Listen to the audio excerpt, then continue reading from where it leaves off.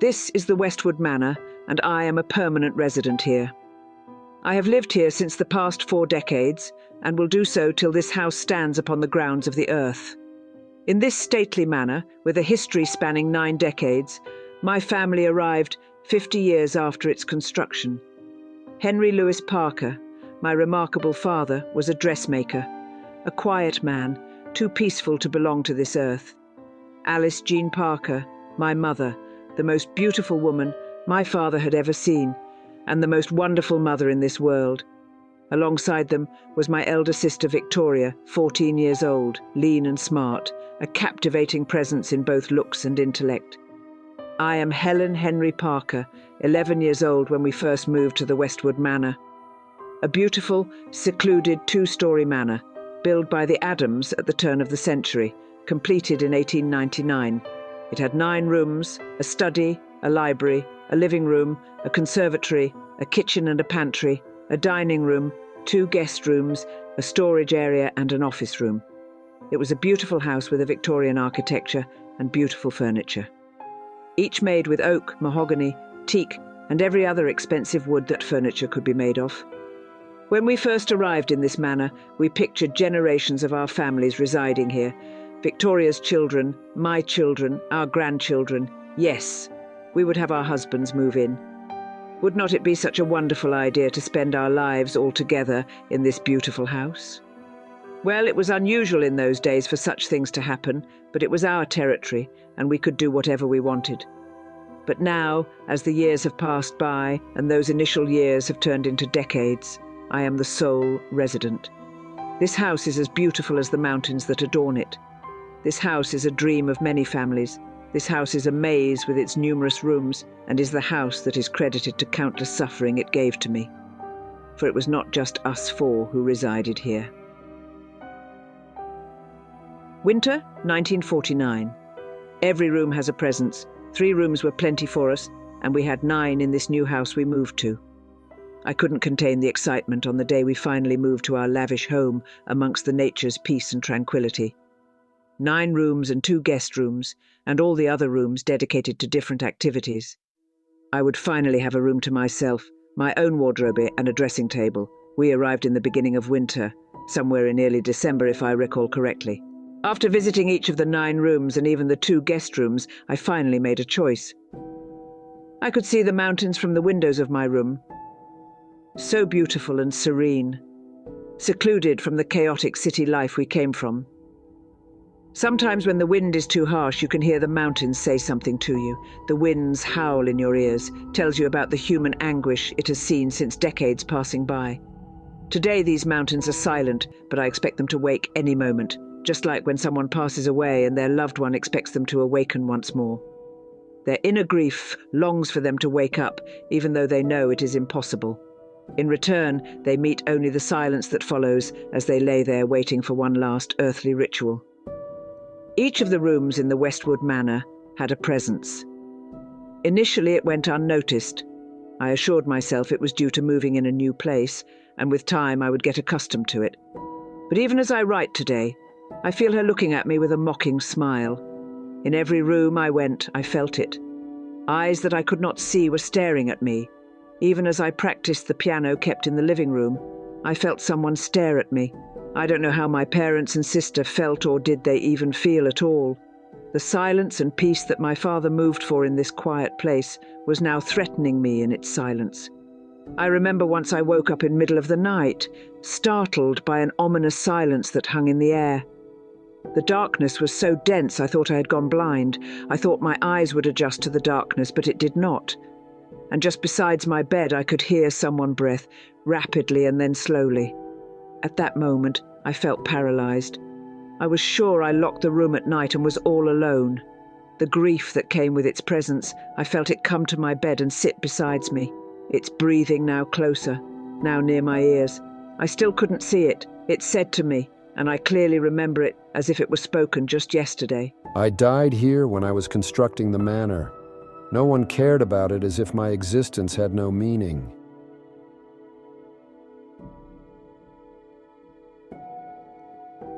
I remember screaming with fear. My parents rushed into my room and comforted me. They made me believe I had a bad dream. Spring 1950. The beginning of Victoria's end. I began to ignore the looming presence I felt in the house at every corner. Before that, I tried telling my mother about it, but she would say it's normal to experience such emotion in a big house. Big houses. They indeed look very pleasing, but the emptiness that they bring with them is like an enigmatic void. It was spring, and we had stayed in the manor for nearly 4 months now. I thought I could live with the presence. It was harmless, and I didn't wake up again after that unfortunate night. Victoria, however, fell down a flight of stairs. From the first story right down to the entrance where the stairs led, leading her to be crippled for the rest of her life. She told my parents that she felt as if someone pushed her. My mother said she just lost her balance. Despite my urge to tell them the negative energy that was present in this manor, I refrained from doing so as to not increase the anxiety in Victoria, who already felt helpless now. Summer 1950. On July that summer, Victoria had a series of nightmares. I remember one nightmare which Victoria described to Mother crying. She was laying on her bed, unable to move. Her wheelchair was nowhere in sight. Out of her bedroom window, which was now shifted to one of the guest rooms on the ground floor, she saw Mother, Father and me sit on the garden bench and enjoy a cup of tea whilst she cried in anguish. In another terrifying nightmare, she found herself paralysed once more, confined to her bed.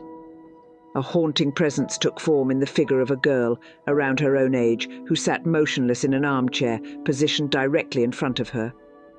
The girl's unwavering gaze pierced through the darkness, unnerving her with a sense of unseen terror.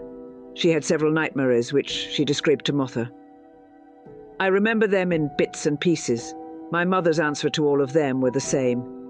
"You're just feeling excluded, my dear. Fear nothing, we are here with you." Winter 1950. A year had passed, and nothing had changed. Victoria's nightmares persisted, and I still felt a presence at every corner in the house. Lessons went as scheduled. Mota was homeschooling Victoria and I. Victoria had lost her charm and beauty. She lost considerable amount of weight, and Father had tried medications from all the doctors that managed to come to the manor. And I do remember now that Victoria often spoke of a recurring nightmare. The girl that sat in the armchair, looking at her. She was devouring her soul, in Victoria's words. Mother, however, seemed to be optimistic that she would recover soon. As the days turned into weeks and weeks into months, Victoria's condition worsened, rendering her bedridden. She showed no interest in her studies anymore, neither having a stroll in the garden or at the nearest town in her wheelchair. Spring 1957, Father. My father, Henry Parker, a remarkable man, a dressmaker. He had turned the study into a studio to create his dresses. It seemed like his move from the big city to the secluded mountains did not affect his regular customers.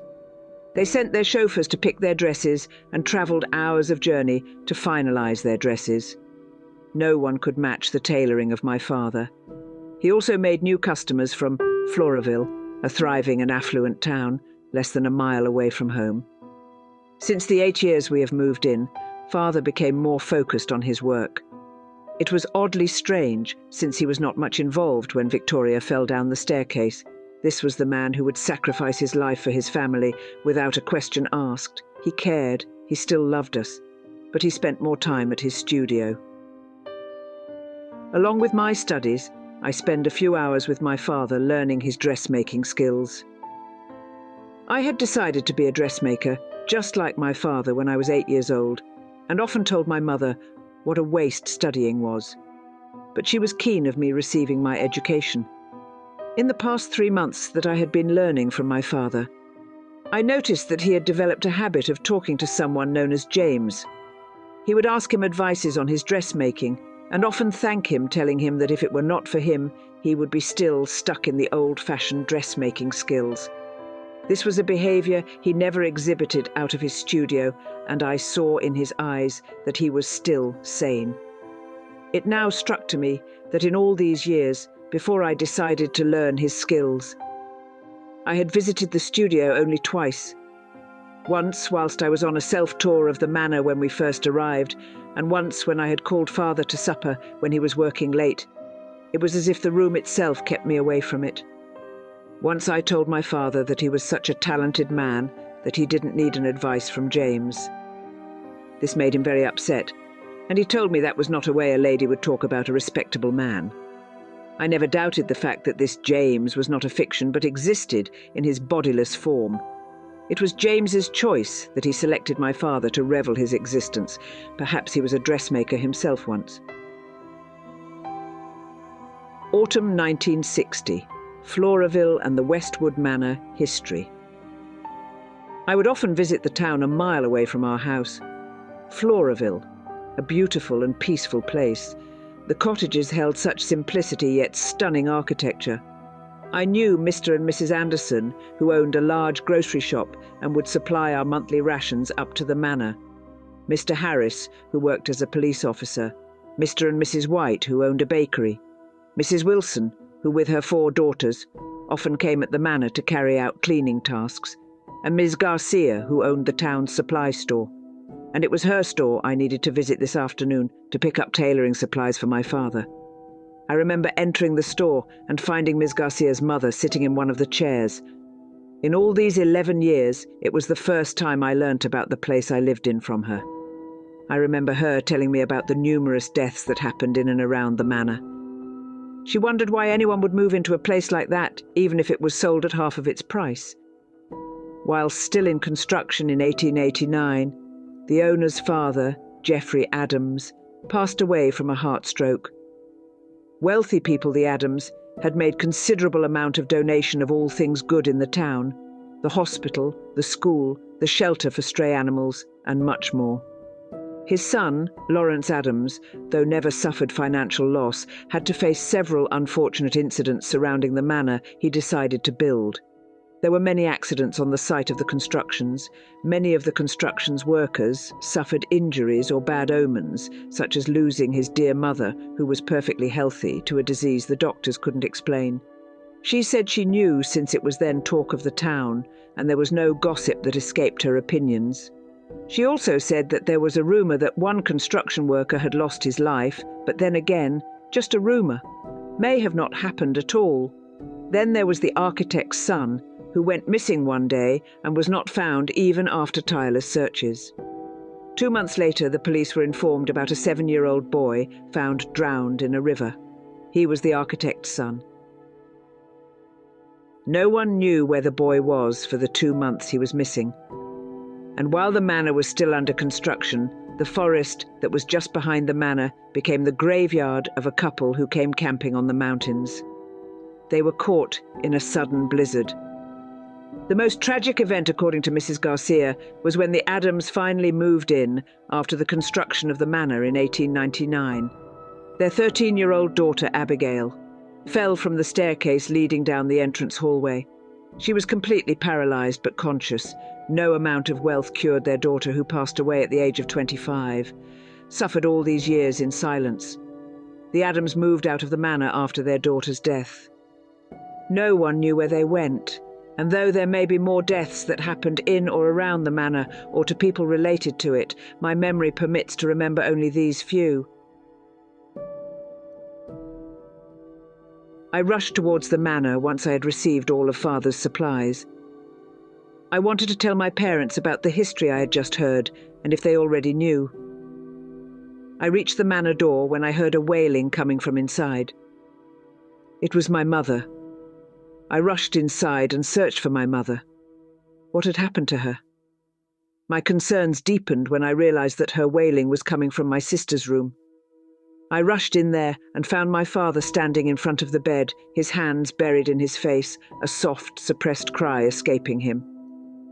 My mother sat beside my sister, holding her, my sister laying on the bed, her face filled with terror, her eyes reflected it. She lay motionless on the bed. She was no more. Winter 1962. Mother. A lot had changed in these 2 years since Victoria was gone. I reminisce her every night since she passed away all those years ago. Even in her state, all those years, she never stopped speaking to me like a big sister. All those wishes she had once she would recover. My heart aches when I think about it. Before she died of a heart failure, as the doctors claimed, and no one could find the reason for it, her appetite had almost become nil. She had only soups and bread for lunch and dinner. She stopped eating breakfast 3 summers ago. I still remember her face. The last time I saw her. So much fear in them. I often wonder if she rests in peace, and I wish I could feel her like I feel these ominous presences. My father had gradually stopped working and would spend most of his time in the studio. He just sat there and said nothing. Since I had learned the dressmaking skill from him, I was now in charge of the house. Not that my father hadn't saved enough to last us lifetime, but life had to move on, and people who did not move on often gave their life a meaningless cycle of stagnation. Initially, after Victoria's death, my mother found her refuge in another room. Often refused to eat, and even if she did, she ate only a morsel or 2. Her health declined considerably, and I feared she would get bedridden like Victoria. But after 2 weeks of self-imposed exile, she returned to her true self. She ate wholeheartedly, and I saw her in happy moods. I never forgave her for forgetting my sister so soon. She had developed a habit of talking to herself and often laughed at a joke she made on old Mrs. Garcia. One of them was a very inhumane joke about how if she fell down a ditch, she would not be able to climb back up due to her heavy body. I didn't find anything humorous about it. And I must say, I was wrong when I wrote that she had returned to her appetite. She now ate more than she used to before. About 2 people's worth of food. I was cooking for 4 people again. All these years, she had assured Victoria, gave her a false hope that she would recover soon. She even made me believe that there was nothing wrong with every corner of this house. She always made us believe that we were safe here, and, oh, what am I writing about her? That poor woman was always under the influence of the wretched souls present here, right from the beginning. My mind often gets triggered with negative thoughts when I feel the presence of this witch. She stares at me, mocking me. I know somehow she was the one who pushed my sister down. She was the one who sat there on the armchair mocking at my sister again as she suffered the same fate as her. I know it is her, Abigail. Winter 1963. After a few months, in the year 1963, my mother became hysterical. She would often recheck all the rooms and utter inaudible gibberish under her breath. Once I saw her sitting on one of the armchairs in the living room, looking out of the window and talking to herself how Victoria will love the sunlight. She was going to bring her a new wheelchair that would make her movement easy. My heart swelled with. It makes me cry even as I write these memories down. My father, a remarkable man. Left for Floraville one afternoon as winter arrived and never returned. When I went in town, there was no sign of him. Mr. Smith, who owned a shoe shop in the town, saw him go up the forest behind our manor. In that very forest, the couple found themselves trapped in the blizzard. The townsfolk and I searched for father in the forest along with the surrounding areas, but there was no sign of him. Even Mr. Harris, along with his search team, couldn't find him either. It's been 26 years, and he still hasn't returned home. I still expect him to return after all these years, standing on the door waiting for me with open arms, telling me how he was lost in the forest and it took him 26 whole years to get back. Oh, how foolish can the longing of your loved one make you sometimes. Autumn 1970. My mother passed away on 11th September 1970. My mother wasn't aware of the truth that my father had disappeared. When I had told her about his disappearance and that he was nowhere to be found, she looked at me with a knowing smile and said that father was sitting right beside her in the armchair. She would read out stories to Victoria and talk to father about how wonderful it would be if we got a full-time nurse for her elder daughter. She would share countless childhood memories talking to 2 empty armchairs while ignoring the living person standing right in front of her. She hardly spoke to me. Summer 1989, the present. It's 1989, and I am still alive. I earn my living as a dressmaker. My father's customers have now become mine, or rather, I should say their children. Many say I have inherited his talent of making beautiful dresses, but I believe that no one could ever match his work. The way he sewed through even complicated materials, the perfect patterns he selected for customers based on the occasions they required the dresses for.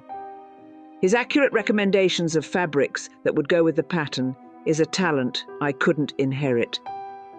I never will know if, like my mother and sister, there was an unseen burden on him, but even if it did, he chose to bear it silently. I know that they still watch me.